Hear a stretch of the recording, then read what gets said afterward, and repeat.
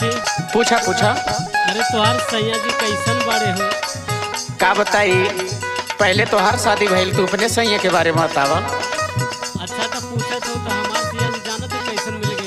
का मिलन हो सके? प्रधान मिल गई। अरे तोहार सैया प्रधान मिलने तो सुना हमार सैया का हुए। अच्छा सुनावा। अरे सखी हमहू बलम का पता न पवाली,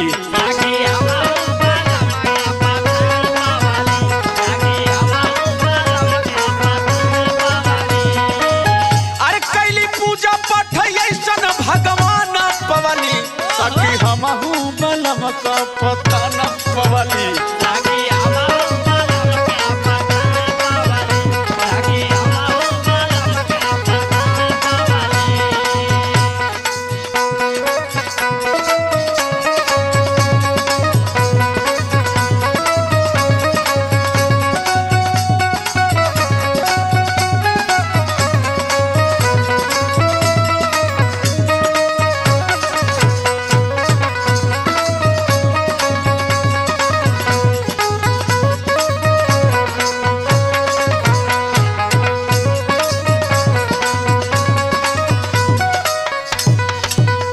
सुना है सखी, सुनावा हो सखी। गाड़ी लाए सैया तो हर 70,000 में, और हमारो बलम चले 12 लाख वाली कार में। कैसन का बात बा हो? हाँ हाँ, गाड़ी लाए सैया तो हरो 70,000 में, और हमारो बलम चले 12 लाख वाली कार में।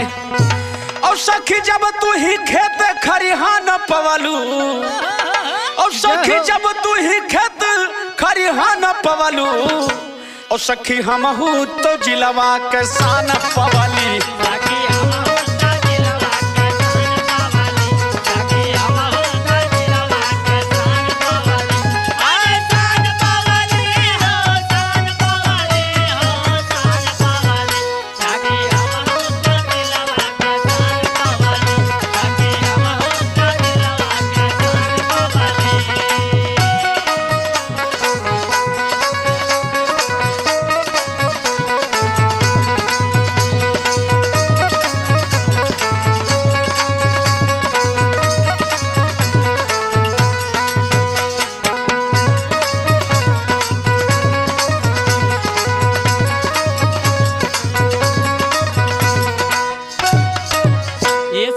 का हो?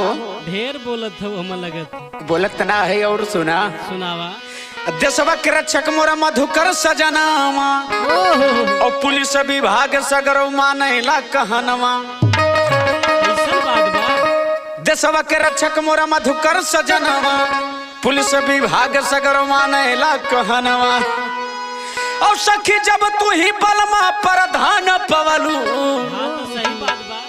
और सखी जब तू ही बलमा प्रधान पवलू, और सखी हमहू दुई जिया के चान पवली।